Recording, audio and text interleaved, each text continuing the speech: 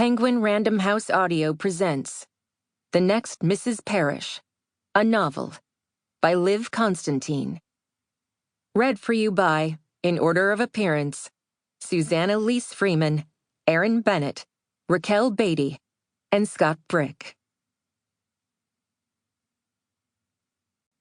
For Sean and Christopher. Love all, trust a few, do wrong to none. William Shakespeare, All's Well That Ends Well. Act 1, Scene 1. 1. Amber. Amber Patterson Parrish hated visiting her husband at Camp Fed. Jackson had been living at the correctional facility for the past 7 months. Fortunately for her, he didn't expect her to stay long. Just long enough to give him the maximum allowable cash, $30, and time to bitch to her about the conditions he was forced to endure. The crap food, the flooding and ceiling leaks every time it rained, and the unending noise boomeranging off metal and concrete inside the grimy old building. Sometimes the visits went smoothly. Other times the guards did something to screw with you. Last week, she'd been sent home, told that her outfit was too revealing. It was bullshit. She was proud of how great her toned abs and long legs looked in her Alex Perry jumpsuit. But what did the guards know about fashion? The only thing revealing about her outfit was what it brought out in their character. One of the other inmates' wives suggested Amber run over to Walmart and get a sweater to wear on top. Please.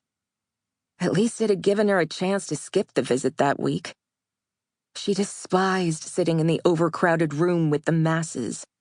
Unkempt, rude women who elbowed their way past her to grab seats first. The smells of cheap perfume and sweat that made her want to hold her breath. Everything about it was disgusting. The long rows of hard plastic chairs bolted together, the cold linoleum floor and stark white walls with prison regulations posted everywhere. The random pat searches that weren't at all random. She was pretty sure Jackson hated the visits as much as she did, because he couldn't stand for Amber to witness him being vulnerable, wearing orange instead of his normal designer attire, at the mercy of the prison guards barking orders at him. He was no longer the all-powerful mogul, now just another inmate, no more special than anyone else. Thankfully, it was only a 45-minute drive to Danbury, Connecticut, so she didn't have to waste her entire day. Amber had worried at first that the scandal would make her persona non grata in Bishop's Harbor, but apparently tax evasion was a crime that didn't garner much antipathy among the one-percenters. They were likely counting their blessings that they had avoided getting caught themselves.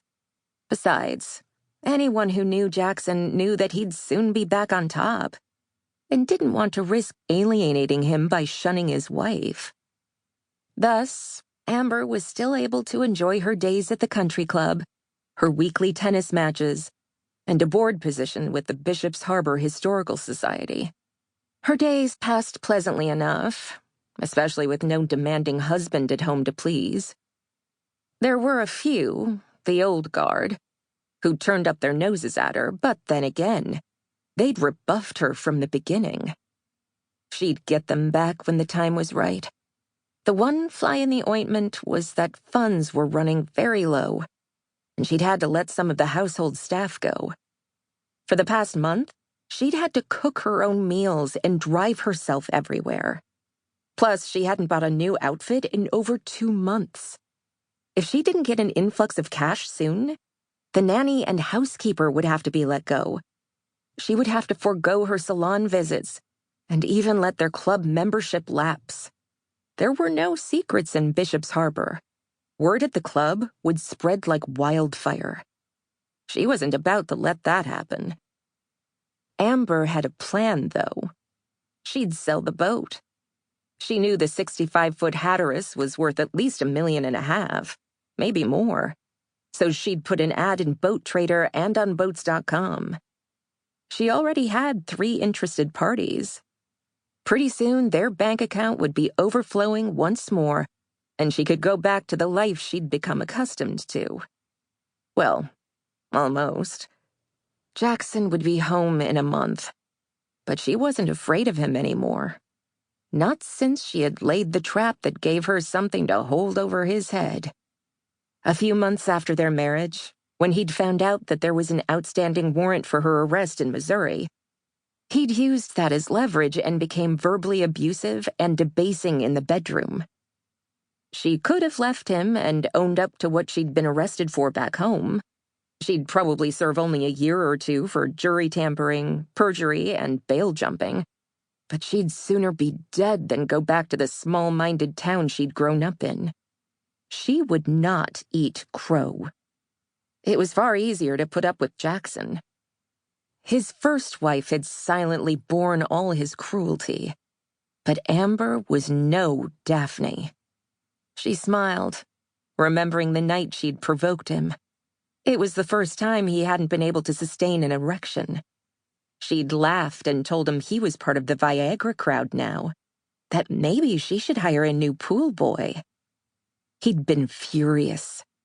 Furious enough to make the mistake of pushing her down on the bed and choking her, spewing obscenities.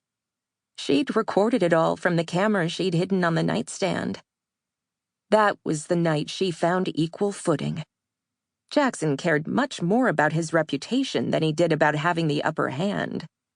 So, he'd wisely agreed to her terms. A marriage in name only.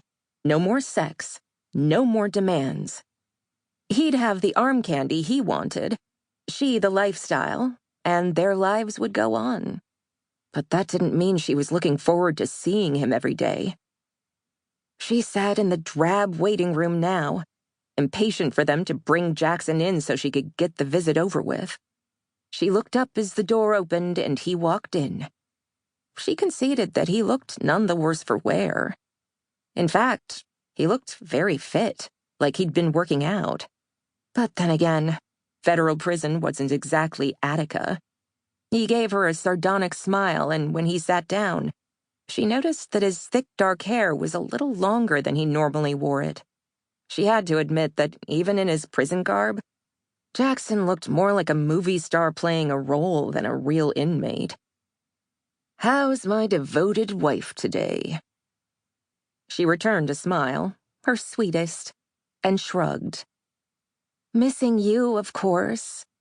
But only 1 more month and you'll be home." "I'm sure you're counting the days." He leaned forward and clasped his hands together. "On that note, I want you to throw a party for my release. It's important that we get in front of this. Let everyone know I'm back and ready to start something new. I've met an investment broker who has some great contacts. We're developing a new business plan." Amber wondered what the banker was in for. "Here's the guest list." He slid a piece of paper across the table. Amber glanced at it. Was he serious? "Jackson, there's only $50,000 left in our accounts. That barely covers our monthly expenses. I told you I've already had to let Edgar and Margarita go. There's not enough to throw you an elaborate party. I'm having to cut corners all over the place. I'm tired of making sacrifices." His eyes blazed. "Only 50? There was close to $500,000 between both accounts when I came here. Where the hell did it go?" "Come on. You can't have forgotten what things cost. It's been 7 months. The money's running out." She leaned back and appraised him. "But I do have an idea. If we sell the boat, we can get at least $1.5 million for it. Not to mention saving $10,000 a month in slip fees, electricity, maintenance, and insurance. Besides, it's 7 years old. When you're back on top, you can buy a bigger one. And one that was named after her and not his ex-wife and kids," she thought. Jackson's face turned white. "Absolutely not." "Why not? It's not like anyone's using it. What's your attachment to a 7-year-old boat? We need the money." He leaned in. Sample complete. Ready to continue?